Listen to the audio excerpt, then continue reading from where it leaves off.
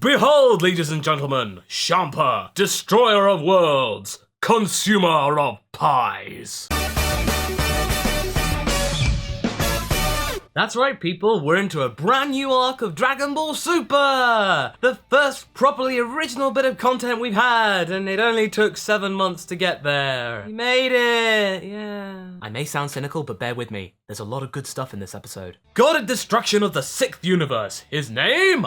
Champa! Oompa! Loompa! Dooper-dee-doo. Okay, I lost my train of thought. This episode didn't have to be much. All it had to do was start off the new arc with some basic plot points and some new characters, and maybe kind of get a general feeling about what's to come in the next few episodes. And honestly, it actually did pretty well. We managed to get a better idea about the dynamic between Champa and Beerus, and it's now finally been confirmed in the anime that Beerus and Champa are twins. So yeah, that explains all the angst. There's sibling rivalry there, so okay, that explains it. Good job. And actually, I'm really kind of getting used to the idea of Goku and Vegeta training with Whis and then Beerus being in the background saying, "You pesky kids, get off my lawn!" But the main part of it is that Champa's just come along to actually show like, hey, check out this cool thing I found. Isn't it great? Turns out just to be a normal egg.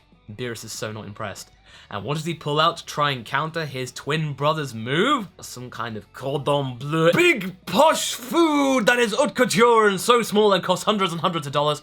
No, it's just instant noodles. We already kind of had the idea that Beerus really likes all this quaint earth food, but it's nice to know that Champa's like that too. These huge gods of destruction that can destroy a planet in an instant without any care or resentment whatsoever, only used to the best types of food around, are bested by stuff you can get for $1 down the store around the corner. It's so Toriyama. Remember kids, the key to Earth's salvation is not just peace, it's also peaches and cream. So in the end, they have a little spat, and eventually Vados goes like, "You boys, you're not supposed to fight, you're gods of destruction, you can destroy everything." And then they come up with a tournament. Yeah, actually, in this arc, we don't really have a bad guy per se, we actually have a tournament. So it's actually harking back to the days of old with the 22nd Budokai and the 23rd Budokai of Dragon Ball.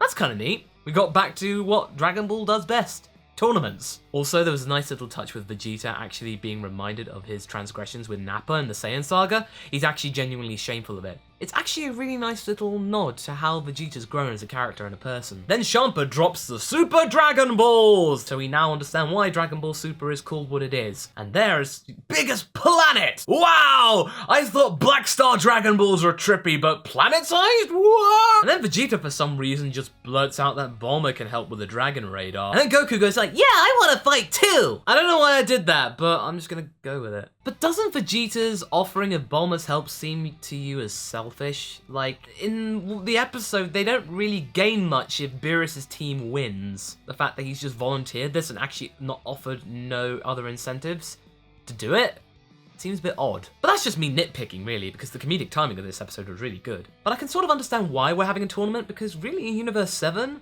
apart from Beerus, there's really no other threats that can really beat Vegeta and Goku now. And the only one that you could really think of was the other guy that nearly defeated Beerus at one time. He's going to come in a future episode.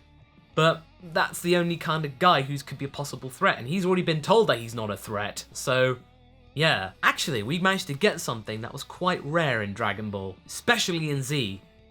Building of lore. So now we actually get to understand via Whis' exposition how the universes work. And actually we managed to kind of get a little bit more of an idea about how the Namekians made the Dragon Balls, or at least that's what I kind of got. I could be wrong, so let me know in the comments if I was a little bit mistaken. All in all, I'm actually really kind of excited for this new arc.